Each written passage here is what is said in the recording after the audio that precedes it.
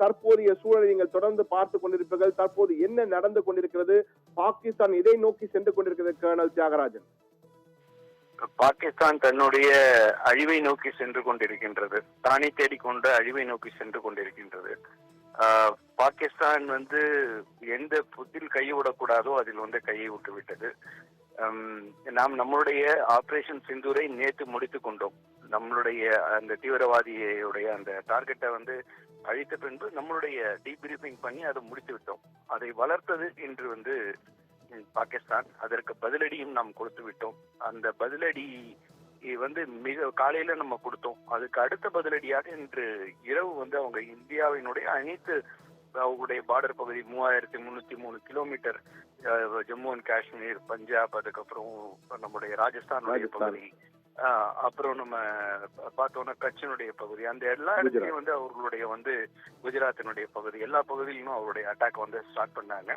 அவர்கள் நினைத்தார்கள் எல்லா பகுதியிலும் அட்டாக் பண்ணோன்னு ஏதாவது 2-3 இடத்துல அவர்கள் அச்சீவ் பண்ணிடுவாங்க அவங்களுடைய எய்மை, இந்தியாவிற்கு மிகப்பெரிய ஒரு சேதத்தை ஏற்படுத்தி விடுவார்கள், அது நம்மள டிமோரலைஸ் பண்ணிடும் அப்படின்னு நினைச்சாங்க. நம்மளுடைய ராணுவம் உலகத்திலேயே மிகச்சிறந்தது. அதாவது fire index, world fire index அப்படின்னு சொல்லுவாங்க. உலகத்துல மிக உயர்ந்த நிலையில் இருக்கக்கூடிய ராணுவத்தினுடைய தரத்தை எடுத்து சொல்லக்கூடிய ஒரு இது. அதுல இந்தியா 4வது இடத்தில் இருக்கின்றது.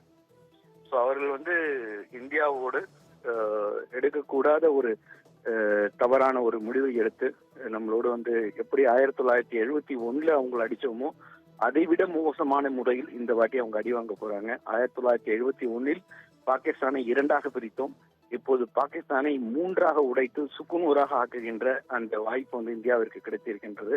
அப்படி அவருடைய ராணுவத்தை அழித்து, அவருடைய ISI அழித்து, அந்த மக்களுக்கு ஒரு புதுவாழ்வு கொடுக்கக்கூடிய ஒரு உன்னதமான ஒரு விஷயத்த இந்தியாவிற்கு கடவுள் கொடுத்திருக்காரு அப்படின்னு நான் பாக்குறேன்.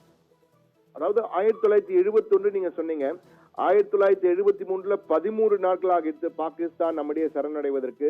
தற்போது போகும் வேகத்தை பார்க்கும்போது எவ்வளவு நாள் ஆகும், எவ்வளவு நாள் பாகிஸ்தான் தாக்கு பிடிக்கும் சார்? இப்ப நம்ம ஃபுல் ஃபிளட்ஜ்டு வார் எஸ்கலேஷன் கொண்டு வரல. நம்மளுடைய இன்றும் ஆர்மர் டிவிஷன்ஸ் மூவ் ஆகி உள்ளுக்குள்ள போல. நம்மளுடைய தரைப்படையினுடைய இன்ஃபென்ட்ரி அந்த பிரீச் பண்ணி, பார்டர் பிரீச் பண்ணி உள்ளுக்குள்ள போல. நம்ம எப்ப நம்மளுடைய ஃபுல் ஃபிளட்ஜ்டு வார் தரைப்படையினுடைய மூவ்மெண்ட், அதாவது அந்த பாகிஸ்தானை நாம் சென்று நாம் அவர்களை நம்மளுடைய கைவசம் எடுப்பது, பாகிஸ்தான் முழுவதும் நம் கைவசம் எடுக்கக்கூடிய அந்த நிலை எப்ப நம்ம ஸ்டார்ட் பண்றோமோ, அது ஸ்டார்ட் பண்ணிட்டோம் அப்படின்னு சொன்னா சில மணித்துளிகளிலேயே பாதி பாகிஸ்தான் நம்ம கையில வந்துடும். இப்ப நம்ம செய்வது வான்வழி தாக்குதல் தான் நம்ம செஞ்சுட்டு இருக்கோம். வான்வழி தாக்குதல், தரைப்படை, விமானப்படை, இப்ப கப்பற்படையும் இணைந்து இருக்கின்றது. வான்வழி தாக்குதல் மட்டும்தான் இப்ப நம்ம பண்ணிட்டு இருக்கோம். வான்வழி தாக்குதல்ல நம்ம அவங்களோட அந்த இடத்தை நம்ம கையில வச்சு கைப்பற்ற முடியாது.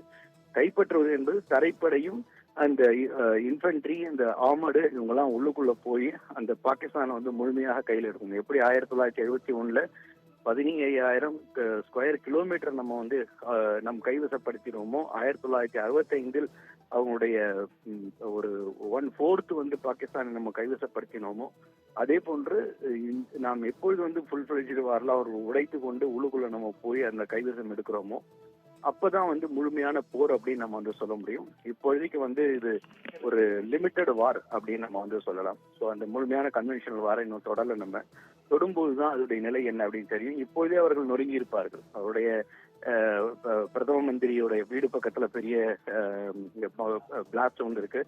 அந்த பிரதம மந்திரி எடுத்துட்டு 25 கிலோமீட்டர் தூரத்துல போய் அவர்கள் காப்பாற்றி வச்சிருக்காங்க. அவருடைய முக்கியமான எல்லா நகரங்களும் அடிபட்டிருக்கு. அவருடைய ராணுவத்தினுடைய முக்கியமான இடங்கள் அடிபட்டிருக்கு. அதையும் தவிர பலுச்சிஸ்தான் இந்த நேரத்தை சரியாக உபயோகப்படுத்தி கொண்டு அவர்களும் அந்த இடத்தை பலுச்சிஸ்தானுடைய முக்கியமான பகுதிகளை அவருடைய ராணுவத்தை அடிச்சு துரத்தி இருக்காங்க.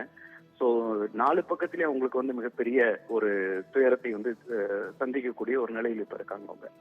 சார், இப்ப நீங்க சொல்றது புரிந்து கொள்வது, அரபிக்கடல் பகுதியிலிருந்து இந்திய கப்பற்படை, ஜம்மு காஷ்மீர் பகுதியிலே சர்வதேச எல்லைக்கோட்டு பகுதியிலே இந்தியாவின் தரைப்படை, மற்ற இடங்களில் இந்தியாவின் விமானப்படை, பலுசிஸ்தான், அதாவது அவருடைய மேற்கு பகுதியில் இருந்து பலுசிஸ்தான், அவர்கள் உள்நாட்டு பிரச்சனை, உள்நாட்டு உள்நாட்டிலே அவர்கள் தனிநாடு கோரி போராடுகிறார்கள். அவர்கள் ஒரு பக்கம் என 4 முனை தாக்குதலே பாகிஸ்தான் தற்போது சிக்கி திணறி கொண்டிருக்கிறது. தற்போது நம்மளுடைய வெஸ்டர்ன் ராஜஸ்தான் சைட்லயும் நம்ம வந்து தாக்கி கொண்டிருக்கின்றோம்.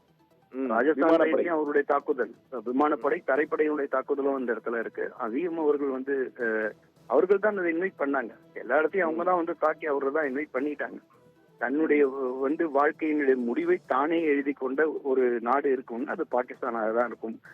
மறுபடியும் தன்னுடைய அழிவை வந்து தானே தேடிக்கொள்கின்ற, தானே எழுதி கொள்கின்ற ஒரு நாடுன்னா பாகிஸ்தானாக தான் இருக்கும்.